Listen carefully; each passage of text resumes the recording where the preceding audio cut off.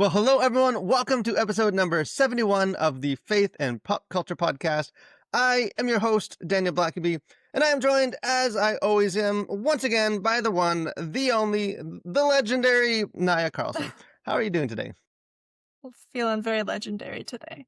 Yeah, are you all? It's been a lot of stuff going on in culture to get you amped up. Yeah, We've I got know. Olympics, which is the best thing ever. We've got Mhm. normal cultural controversies, and we've got some movies. We got not one but two Super Bowl halftime shows. So this is like Two. a supersized week of culture to collide with. So there is a lot to get into. This is going to be a couple I don't know, things I think are worth Christians sort of diving into. It's also as a public service announcement for any of you in a relationship, Valentine's Day week. So if you haven't got So your don't special forget. someone something, as I have not yet done, there's time but not a whole lot of time, so better get on that. So we will kind of tie into that too and just talk about a little Hollywood romance and rom-coms and all that kind of good stuff. Maybe Niall will give some relationship advice, so we'll see Mhm. where things lead for that. But we do That's want to what start this out. really is. We have some viewers' questions we're gonna Yeah. answer about love.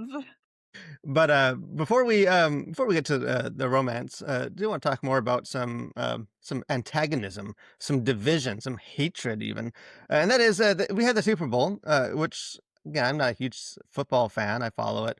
Seems like the game was a big dud, and no one was super thrilled about how Yeah. unexciting.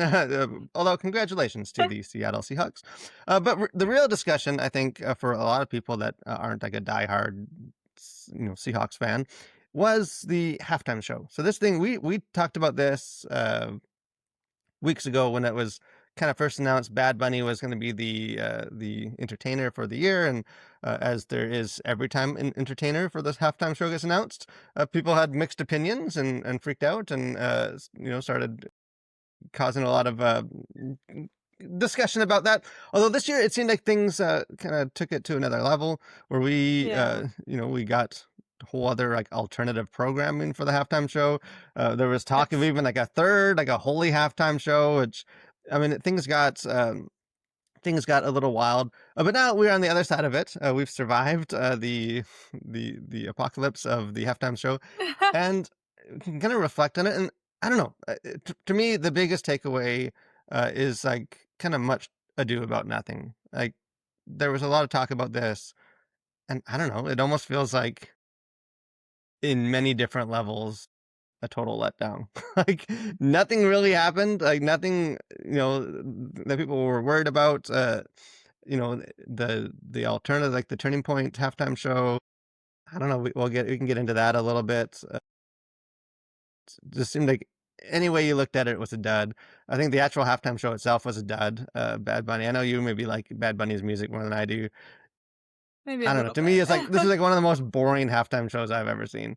And maybe I just am not into that kind of music, but it just seemed boring.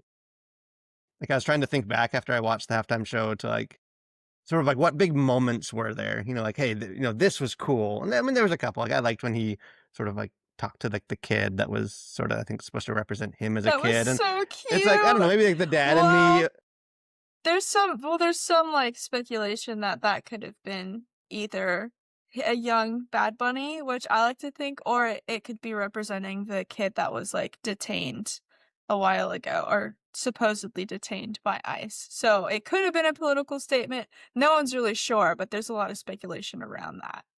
Yeah, and I feel like that maybe is some of the theme of the whole thing is like you sort of it's like Luke Skywalker in Empire Strikes Back where you go into the cave and it's like you find whatever you bring with you, and I feel like you sort of get out of these halftime shows exactly what you bring with you. Like if you want this to be some super provocative, I mean, there were some clear like political aspects to it. I don't think as many as people expected. Like, I kept Yeah. waiting for the big moment where this is the Mhm. the controversy. But I think kind of my two takeaways for this, and we can get into it a little bit. But one is halftime shows just don't really matter. Like regardless of who the person is. I know they get a lot of like hype and there's a lot of viewership because people watch the Super Bowl and therefore people watch the halftime show. But I don't know. Like I feel like most people like can't name the last three people that performed at the halftime show. Like, I it's can like name the last two. 'Cause who That's is it we got though. we got Kendrick Lamar last who was before that? Is that Kendrick and Usher. Usher was before. 'cause who was Katy Perry was not before that, was she? Or she She was a while see, ago. that I shows was how still in high school. Yeah. I mean, that wasn't that I long think I ago was for still in you, high but school. I don't know, I just think these sort of shows, It was some years. kinda like I mentioned with, like, the Grammys and stuff, like, I don't know, they get a lot of attention because it's, like, a media event, and therefore media covers it, and then it becomes a whole thing, Mhm. but as far as, like, actually making any kind of impact in culture or changing anything or I don't know, I think very little of these shows, one way or the other, do anything. Maybe the second thing, which is sort of my main takeaway for this, is just, like, not every cultural event or, like, alternative opinion or presence or something that disagrees with my view of the world is like some dire crisis, for like the soul of the nation or for for Mhm. America or for attack on Christianity, and as though like the foundation of our values and beliefs are like that fragile that it's like, well, if people see this person who doesn't think exactly like we do perform for 12 Yeah. minutes and sing some songs in a language that most viewers don't even understand, like therefore, our fate, and we're gonna like lose our grasp on, the soul of all Americans. And I don't know. I just think to me that's just a byproduct of social media and like people that have a very vested interest in people being mad about stuff and that want it to be a conversation. I don't know, like the actual like what do you are you I think we're like aligned on this that I don't know, like not that it's nothing, it's just not It's just so the thing that people overblown. yeah. Yeah, it's like I think the biggest issue, one of the big reasons is obviously because of all of the political strife right now, but also because it's the 250th birthday of America, and so I think a lot of people were seeing I don't know, for some reason that's making the air a lot more tense. And I'm just like, man, can't we just have a musical performance and like no one get mad? Like you said, you made a really good point last time we talked about this. Like no I'm one's sure I forcing did, but you. remind me No what it one's was. There's so forcing you. many to weed through. No one's forcing you to watch it. Just if you don't agree with it, just don't watch it. It's not that difficult to turn it off or just look away or talk during it. Like I don't Well, and know. I think it We do live in America. You have a right to what you're watching on TV. and Change I the think channel.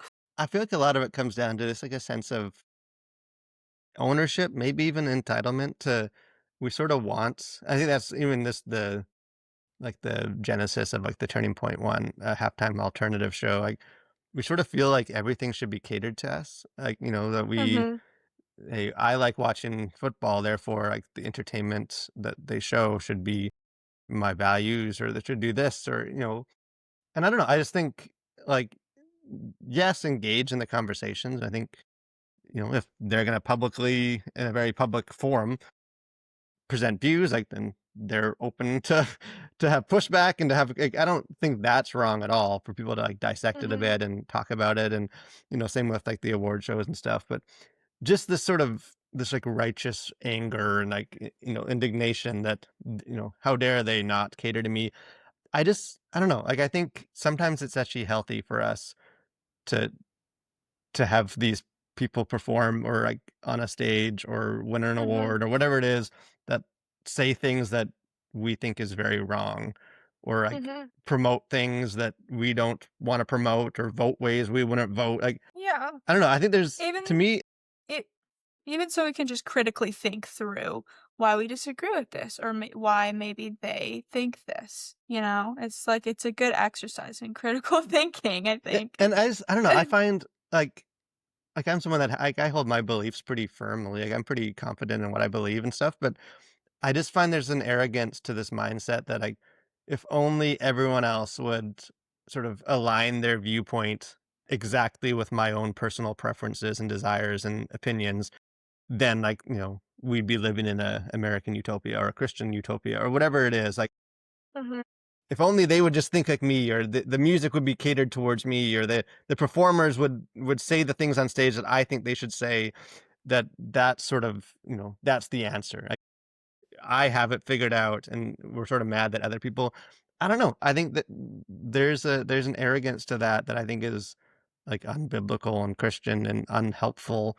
Because even I mean, even like Christianity is sort of the same way. I think Christians can be that way too. Like a true Christian is the one that's going to be mad at the things I'm mad at and want the things that I want. And if you don't, then you just don't care enough about Christianity. And Mhm. if you're not as mad as I am about the halftime show, then like are you really saved? And it's like I don't know. Like I just think there's so much more nuance to it, and I think it's healthy to be in like a public, in a public forum where people from other views present things, and it's not we don't need to like fear that the foundation is crumbling beneath us.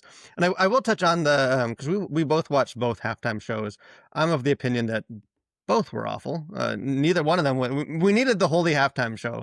We needed that third option was what we were missing. Um, for me, We like the just great every year there's just gonna be more options. I think that that's what's gonna happen. I mean, that would be yeah, that's consistent with this, we just need more streaming, more options, more viewing things, and if we just have enough more, Yeah, then we'll be happy. exactly. But for me, like, I thought the Bad Bunny thing was whatever, it was fine. I thought it was boring. Obviously, like, almost all these shows, there's, like, a vulgar aspect to it where, like, half of it is just, like, the camera zoomed in on girls shaking their butts, and, I mean, like, it's also the NFL where they do that with cheerleaders, like, it's not like it's some unusual, "Oh, no," like, Mhm. the modesty of the NFL is being defiled by it's like, no, that's just part of it. I thought it was boring. The Great American Halftime Show, like, to me, this is not the answer. This was not like this a big step up. Even just having like a suit and tie guy like come on to like announce it. I don't know. Maybe I'm being too cynical, but like it just made the whole thing seem so like corporate and like so like a product of like, this isn't like for the people. This is like this. I don't know. Your suit and tie guy coming on to for his organization the shows that, like, I I will be happy to never hear Kid Rock again. Like, this is, like, my dose to remember that I don't need to be hearing Kid Rock. Didn't know the other people.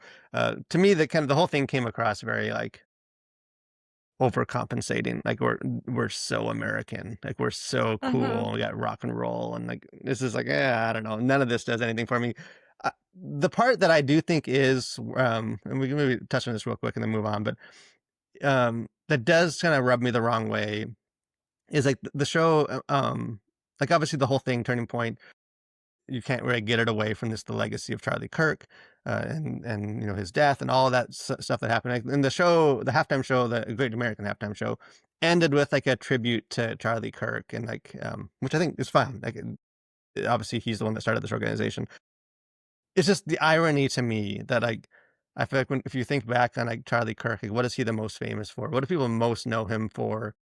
It's that well, he's the guy that went on to all these, like, hostile territory, and, like, went onto these college campuses and, like, listened to people that disagreed with him and had a conversation and was, like, among them and, like, was very much, trying to foster that open Mhm. dialogue and stuff. And just to sort of tribute, do the tribute to him in a halftime show that is very much designed as like a us versus them. Don't be a part of the conversation.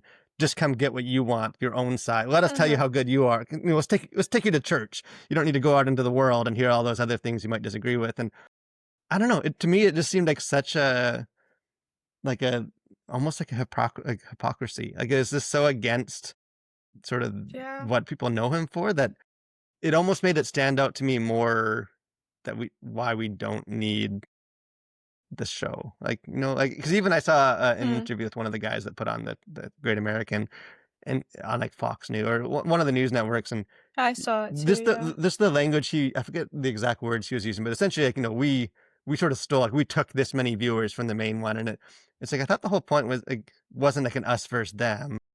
But Yeah. it's like the way he sort of framed it was like, we're taking them on and we're trying to pull them away and come to our thing instead. And Mhm. it's like it's not just sort of this alternative for people. Like, I don't know. Like do you have any thoughts on that as far as Yeah. just like this Yeah. symbolism of doing your I own mean, I alternative think thing? I enjoyed both of them just because I just like music and all types of music and performances. I just like watching it, and seeing what they each have to bring. I was a little underwhelmed by Bad Bunny's, I thought I like both Dusty and I were like, "Huh, we expected more." Um, and then the turning point one, I was just like, I don't know who any of these people are except for Kid Rock, and I was like, "Why is he just jumping around? Like, he's not even singing into the microphone." I did like the random like gangsters that came out to introduce. Did you see them? They I think just I would come did. out. I think I was fading by Yeah. then. And they introduced Kid Rock and then the other guy that came after Kid Rock, and I was like, who are these people? There's like four men standing there and one's talking. Anyways, I thought there's always something entertaining to see. I think yeah, it just feels very, very divisive, and it feels like um they've kind of ever since Charlie Kirk, they kind of have just completely changed and well, maybe not completely changed. I haven't paid enough attention to know that. But it's very much like, oh, this is all out war. That was a declaration of war on our faith and on our country and all of this, which like maybe it was, but that God like is not. Yeah, yeah, it's I the don't know culture how to war stuff. say It's my the thought. yeah, it's Yeah. like the us versus them of it's like to me at worst you watch. I mean, either you just turn it off, and that's not hard to do at all, and watch the Olympics. You even have another. Mhm. You already have counter programming, but like, Yeah. or you watch like 12 minutes of something that you don't agree with, and Mhm. and then you move on with your life, and you like, hey, you try and learn. Hey, I guess have a better insight into where things are going or a different perspective, and Yeah. you kind of move on. It's just yeah, it's the heightened sort of like we need to take a stand and we need to push back, and it's all evil, and it's I don't know. To me, that just says more about a lack of confidence in the foundation of your faith and your beliefs and stuff. That like Mhm. every little thing that gets said on the stage or done or performed is some like dire attack and crisis. And I don't know. I just don't think I don't have the emotional capacity to be that angry about things all the time. That like, I sort of want to pick and choose mine. And like the halftime show Yeah. is not the thing that I will pick and choose. But something that I Yeah. do have some emotional energy to be kind of antagonistic towards is Valentine's Day. So we don't have time for me to go on my tangent, but to me, Valentine's Day is just purely like a commercial corporate holiday where it's like they people corporations get together and guilt people into like you only truly understand romance or love your significant other if you go buy our chocolates and like you go line up a cattle like alongside all the other guys that are just going to do the same thing or girls like I don't know like to me romance and true love is not built on the foundation of buying overpriced chocolates at Walmart alongside every other guy that has a girlfriend. So, but Yeah, I don't like yeah, I don't even like scheduled romance. It's like, "Oh, this is the day where you have to do something and you have to buy them something." It's like I mean, I think it's more touching when it's some like March 23rd or something. "Here's a bundle of flowers because I was thinking of you. Let's go out to dinner." That seems like it's like, "Oh, you're thinking of this person just on a random day." Like, you're not forced to do anything. Not that there can be healthy, really good celebrations on Valentine's Day, but I'm not a big fan of Valentine's Day yeah, and personally. I mean, I just think it's unhealthy too. Like, I think, I mean, if you want to buy something, then I probably still will go get my wife some flowers or something. But it's like then it just become like, hey, then every person that got something got to post it on their Instagram, and then they compare and who loved their person more and who sent. But it's like, is this really like what love is about? Like, is it just about all this? But I digress. We don't have time to get into that. But it is Valentine's Day for those that celebrate. For those that are have bought into the man and the way he wants to. Sell romance to you.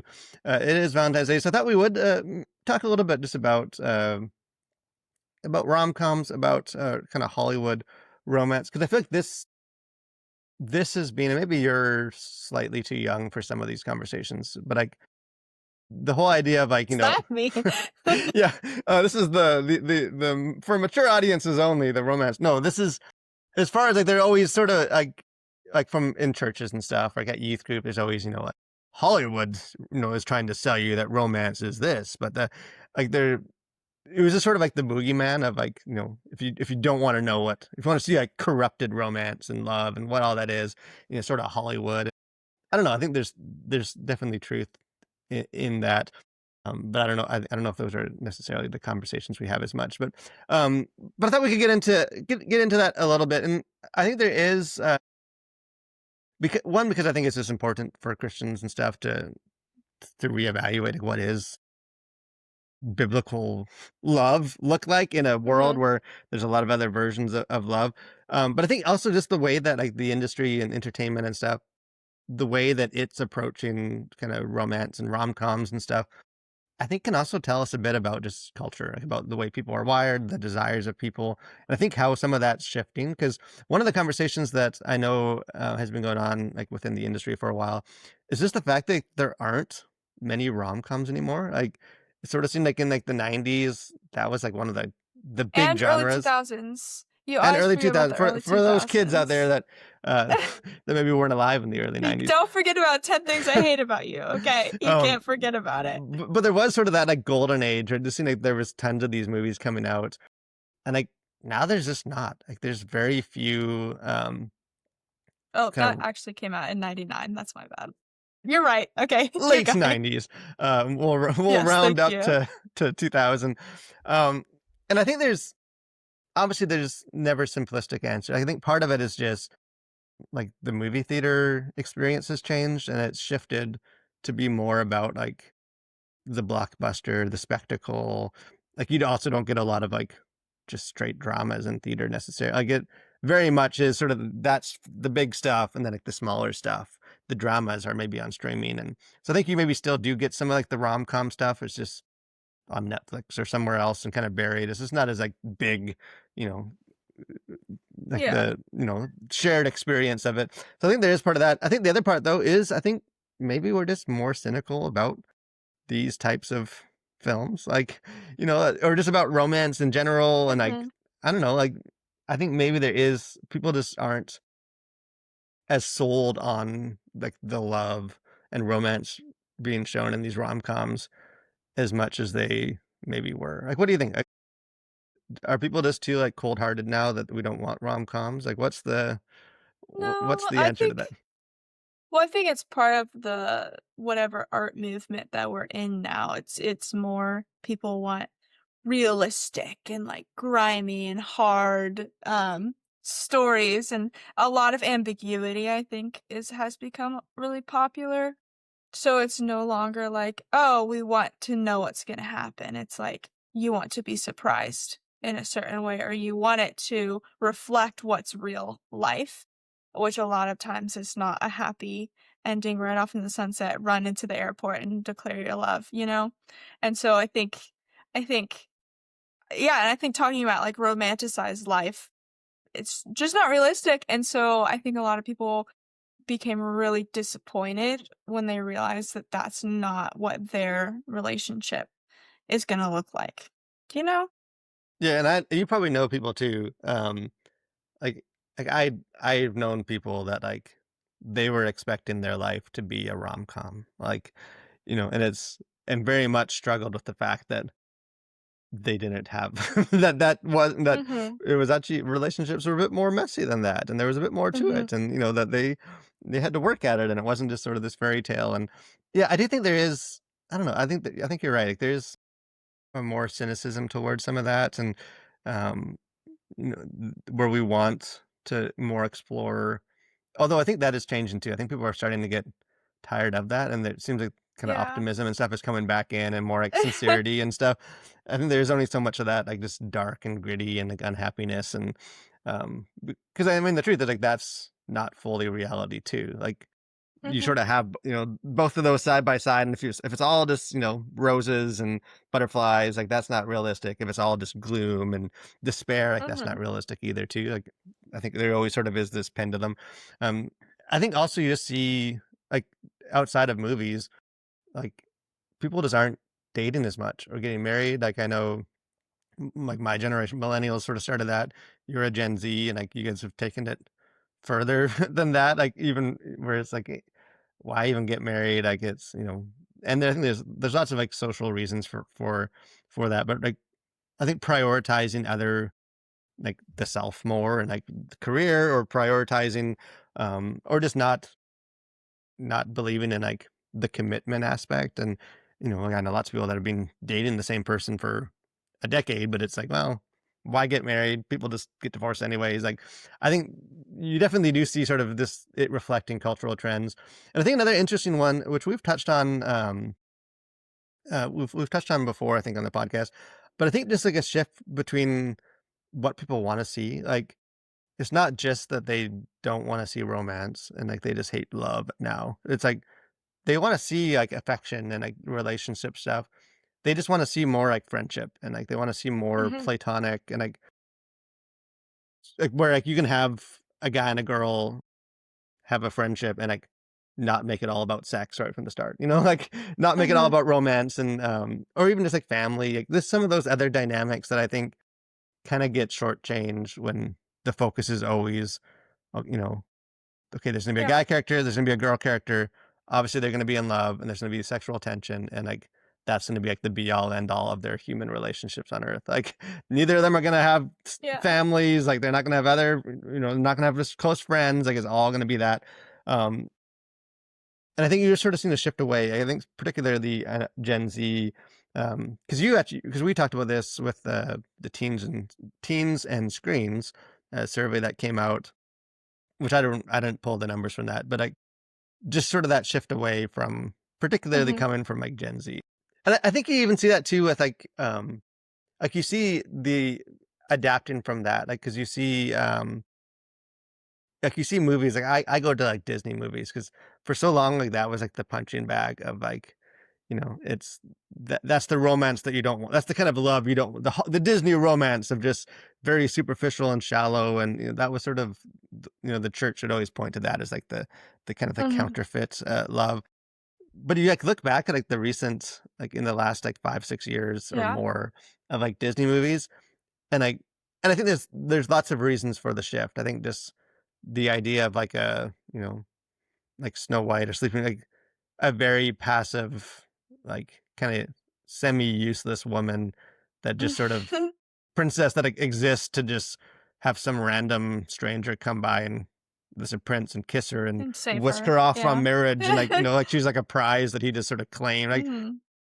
I think for good reasons, we've moved we've moved away from some of that kind of, Yeah. fairy tale storytelling to, like, "Hey, 'Cause that's that's actually." very Yeah, it's like unrealistic. maybe the princesses should like, have some degree of agency or personality or like Yeah. desire or like characteristics beyond just, being the one that the prince claims. But like I think like Frozen 1 and 2, there isn't Mhm. really I mean there sort of is, but like the primary relationship is yeah, it's like love between sisters. Like it's not necessarily the prince and princess is it's more like that family. Elio, like the recent Pixar one, um, there was no it's like if anything, it was like family Yeah. dynamic, like the son and like his adoptive kind of aunt, his mother, Luca, which I know people tried to make this into like a like what? There's two boys and they're friends. They must be gay, and it's like even the director's like, Yeah. no, like I had guy friends and we hung out in the summer and it was like a normal relationship. And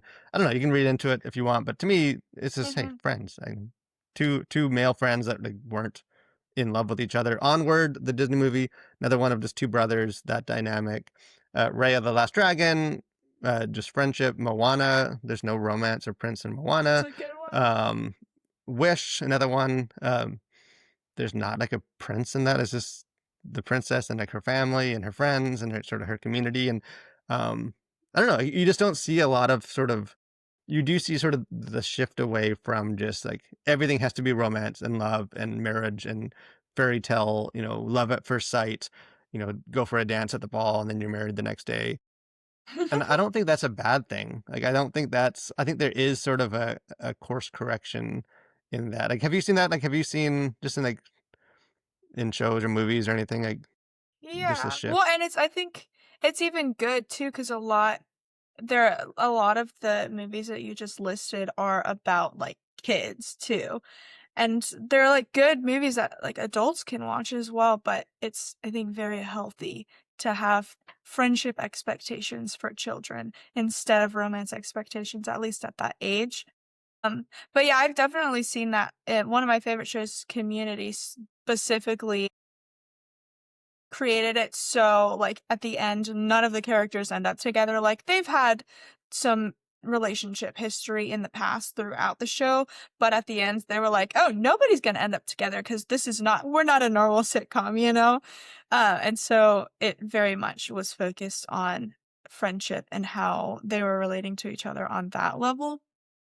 Yeah, and I think And like you lots said too, like I know as a parent, like I appreciate that it's not like my kids are getting a little older now, but they're only 11. Like, finding their true love is not the relatable storyline Yeah, that like they need when they were like 7. Like mhm. learning to be Even friends with now. people, yeah, like, Yeah. now, that's so far in the hopefully so far in the future that I don't know, like that's an adult theme that I don't think there was ever really a need for that in those sort of stories. Like you know, I think it's healthier to show friendship and even just because I was thinking even like some other movies, like I think this the idea of like the love interest has come out of fashion. Again, for I think a lot of Mhm. understandable reasons of like we don't just need to, hey, cast this woman in this role because our guy needs a new, James Bond needs another love interest for this movie, kind of eye Mhm. candy stuff. And I think there has been more of like a shift towards just like more about dealing with a relationship and like I don't know. I think there's been on the whole like a more mature approach. Like I think even like James Bond, like the last James Bond movie, it was like shockingly not traditional. Like it was more like a James Bond as a Which bit older and he's like settling is that down. the one? Is that the one where he, like sorry for spoilers, but he dies in the end? Well, yeah, things at Like, he least for blows now. up or And not something? I did sacrificing not, himself and that's for his family. But I did very not much like like that movie. uh But I see your point. But I remember thinking, like, this isn't like, okay, here's the new, like, love interest of the movie, and we just sort of cycle Mhm. through, probably some much younger woman that comes in and very shallow, and it's like, no, like, he actually is somewhat settling down and maturing and, like, moving beyond. And a lot of the movie is, like, even about him moving beyond that, or even, like, the Superman movie, the James Gunn one, like, it picks Mhm. up and, like, he's already like, Superman, Clark Kent is, like, already in a relationship with Lois Lane, and it kinda skips over some of the like the lovey-dovey falling in love stuff, and it's just them partway through, like, having Well, to figure out how to, like, keep that relationship yeah. and, like, navigate tension and, um That feels more realistic. I think people have it's not hard. Well, it could be hard meeting people, but it's not hard at the beginning having an initial like spark. The hard part is keeping the relationship going, and that's what I see in my generation. That's what they struggle a lot with is just bouncing from person to person because they don't understand how to develop the relationship past the initial honeymoon phase. And so I think that that's just on the forefront of everyone's brain. And so that's reflected in these stories. And I love that. I think it's more relatable and more interesting. And yeah, I just really enjoy that. So I'm happy that the Superman specifically did that.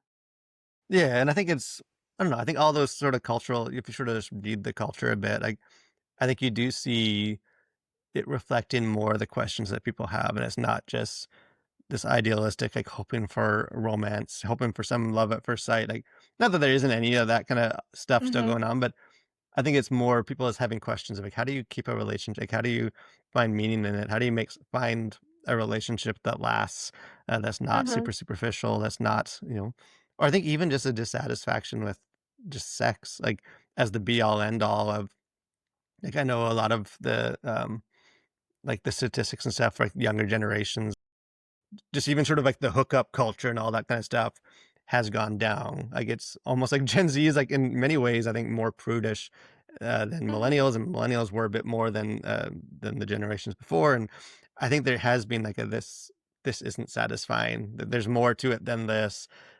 Mhm. And we're so bombarded with sexual stuff now all the time that it's like there's got to be more to this. Maybe to end, just to look a little bit at like at sort of that contrast though, like between the sort of the way that we see love and romance in Hollywood compared to the Bible.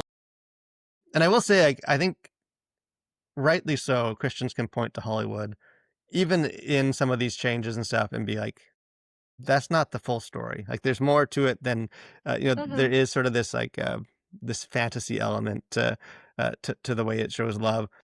I think we also need to be honest that, like, Christian entertainment is no different in that regard. Like, it might give you a different fantasy, but, like, Mhm. it is very much a fantasy. Like, if you walk through, like, Christian romance novel section or, like, go find some of these, like, Hallmarky, movies, like the rom-coms. I think in many ways, I feel like Christianity and stuff is like keeping rom-coms going.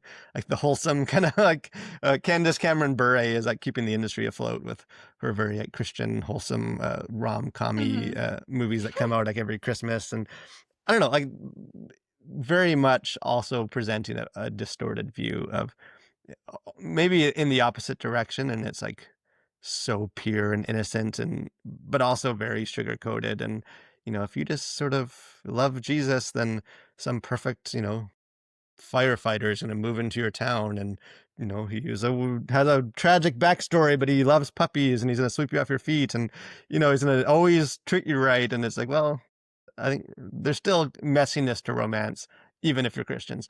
But I think part of the problem too is that, like, the Bible doesn't give many good examples of, like, you can find some like general teaching, like in like Paul's letters of how Yeah. to love, just to like love people, be nice, and all that.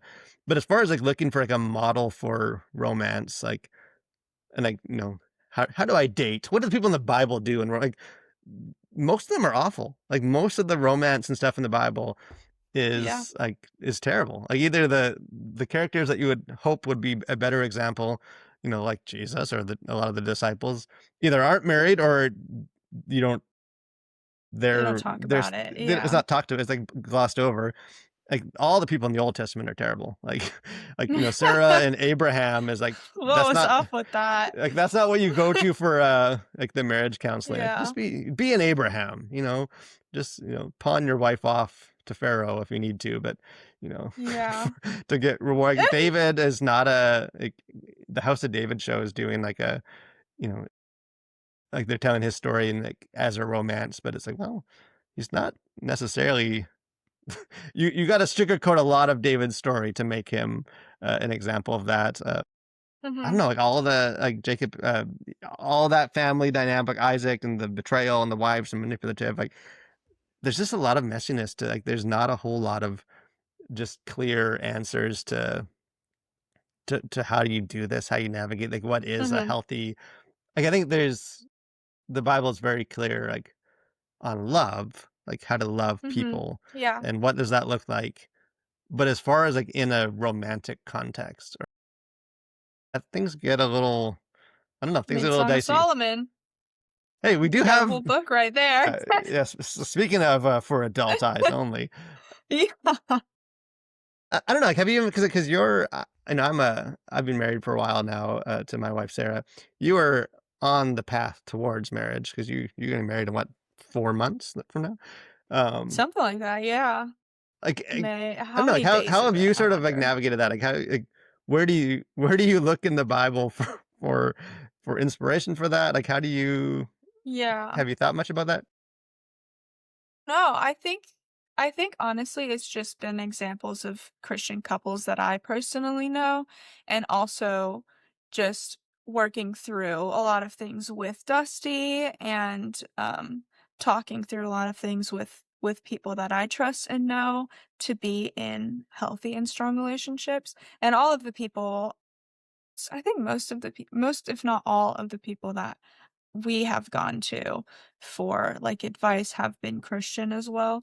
So, yeah, it's difficult. There's definitely sections in scripture, like, where Paul talks about, what you should look for in a husband, or what you should look for in a wife, but or even a Proverbs 31 woman, There's small segments of the characteristics that you should look for, but as far as navigating the intricacies of actually having a relationship, that's, I think, more of an experiential thing that takes a community, and it takes a lot of prayer as well, and just working through everything with your significant other. Yeah, because Um even because there is some stuff on marriage, like some specific. Mhm. I mean, even then it's pretty sparse, but there is some like instructions, but there's not a whole lot like on before. What do you do before the wedding? Like, how do you like, Yeah. what's the Christian approach to dating? And it's, I Mhm. think one of the things that I feel like in some ways is good, some ways maybe not good, but I think you've seen the church sort of grapple with a bit of that of like a lot of like the guidelines or the rules or the expectations of dating and like what it looks like to fall in love are cultural. Like they're not Yeah. coming, like the classic, like I Kissed Dating Goodbye was a book that would have been before your time. Joshua Harris like wrote, and I guess like very much this, you know, go back to sort of this courting and like, and the higher spiritual way was to not date, to not kiss your girlfriend or boyfriend, like all this sort of stuff. Again, if you wanted to do that, it's fine. Like Joshua Harris himself ended up, he's not a Christian anymore, and he regrets the book, and has disowned his book. He thinks it did a lot of harm, and No. and it's like, well, you know what? Like whether that's helpful or not for you is up to you, but like that's not biblical. Like Mhm. that's a Well, that's an there's opinion of a person yeah. sharing their experience. That's not like you know the book of Gospel of Matthew giving the instructions of like, Mhm. and make sure you don't date till this time, and don't kiss your girlfriend unless in the next breath Yeah. you're going to say, will you marry me? And I said, well, maybe that's wise, but that's cultural though. Like even like the Billy Yeah. Graham rule, which I don't know if you're familiar with, I don't know what it is now. is like the idea that like a man and a woman should never be alone together in a room unless they're married. Hmm. And Mhm. I think there's definitely like wisdom to that at times, Mhm. and to guard yourself and to be above reproach. And but I think things like that have been elevated to like that's the biblical. And it's like, well, no, that was Billy Graham's rule. Like that's Yeah. not, It's like, are you and I gonna think there's, sprint out of the room? yeah, like I think there's, I don't know, like I think obviously wisdom is needed, but I think it's also built on very much like a almost like an inverse Disney of like it's always about sex. Like a man and a woman Mhm. cannot, you know, ever be alone together at all or have friendship or anything because it's you just can't trust a man or a woman. It's like, Mhm. well, I don't know if that's biblical either. Like I don't know if that comes from Yeah. scripture. And so I don't know, cuz and like I think like in the Bible, like First Corinthians 13 is the one that's usually, love is patient, love is kind, and like but, like, in context, like, that's speaking just to platonic love of the church, like, that's saying this is how the church should act with one another, like, it gets used for weddings as, like, this is how a husband and wife should, uh, but it's really not about that, like so I don't know, there's not a whole lot of it. I do think you can take, I think you can take some, like, general principles, and I do think that's why it's helpful to just look at things like Hollywood. Like, it's almost you can almost see some of, like, what makes a biblical love different by looking at the Yeah. opposite, like, by looking at, like, Mhm. that's not healthy, like, that is distorted. That's, Well, yeah, and I will say, like, I never had a healthy or, like, really fully understood what a godly friendship between a man and a woman looked like until I was in college, and I started going to the BCM, which is the Baptist Collegiate Ministries, and I think if I hadn't, like, learned that, if I hadn't had those male friends there, and seeing how a man should interact with a woman in a platonic way and in a godly way, that was really a strong foundation for Dusty and my relationship later on. And so I think it's just really interesting seeing just like the Billy Graham rule, like it's probably smart in a lot of circumstances, but I think it's very important with this verse in Corinthians to apply that to friendship and not just to romance, like you just said. yeah, and I But think I thought it that's was an yeah, interesting that's kinda to me thing. of just like, hey, it seems like Hollywood is in places waking up a bit to like, no, actually, these friendships are important too. It's not just about sex. It's Mhm. not just about romance, Mhm. even if that's still a reality. And I kind of think like the church needs to do the same with like their, because in some ways we can also make it all about sex, and we can also make it like not value just some of those friendships and those like Mhm. more healthy relationships. And so I, don't know, I think you sort of see the needs of people. You see what they desire. I think people have a lot of questions about about those other relationships. And I think the church obviously has an answer to that. Like they should be able to present a Mhm. model that actually answers those questions. And you kind of see Disney, in a sense, sort of doing the same thing.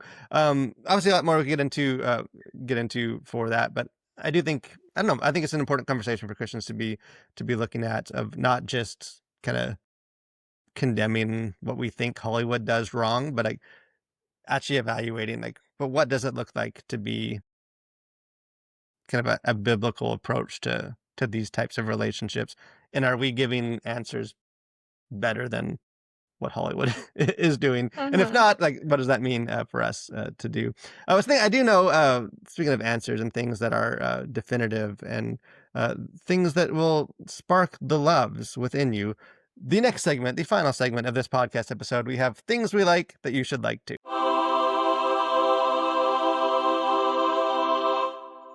So this is my week to share something that I like, that I think everyone else should like too. And I was just gonna say the Olympics because I love the Olympics. I don't know if you are you an Olympic person? Like, do you care? Yeah.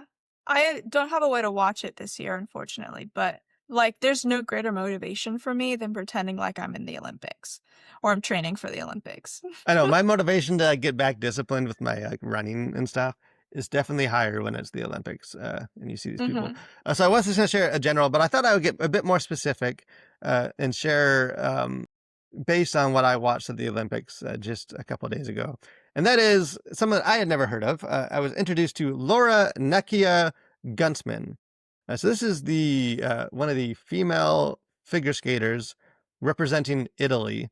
And I don't know if you saw this, Naya. This will change your life. But she performed as part of the team competition. She did like the women's solo free skate, and she did it to the music of Jaws. So she was doing the Jaws Oh, theme yeah, I song for did see this, that. and like I mean, every possible way that she could make her body look like a shark. Like there was fins, her feet were up as fin. Like it was masterful. Like this, I I, Did she gr- win? well, her team got a bronze medal for the teams, and had I been the judge, it would have been gold. But unfortunately, I'm not the judge. But I mean, I'm full in now on Team Italy. Like I know I'm Canadian. I grew up in Canada. I live in America. But I mean, only Italy is performing to the music of Jaws. So that's like all the other women are like it's like Mozart's piano concerto number 3, and it's like all this like classical stuff, and then she's just out there like a shark. Like it was the best. So to me, that's what the Olympics are all about, is those moments. It's Jaws. So I'm excited. I'm going to be cheering her on for to see what she has for the solo the solo female competition. I'm hoping she Mhm. continues on. She probably can't surpass Jaws, but I have full faith in my new favorite Olympic athlete that she can pull something out of her pocket. But that is all that we have for this week's episode. Because quite frankly, I need to stop recording and go watch some more Olympics. Is definitely on the schedule. But we hope we'll be back next week to talk about some Olympics, but also some other interesting cultural stuff. Like have we lost the ability to focus? Looking at some faith-based entertainment stuff. A lot of dicey things to get into. So I know I'm excited to talk about it, and we hope you will join us once again, as always, for more conversations on faith and pop culture.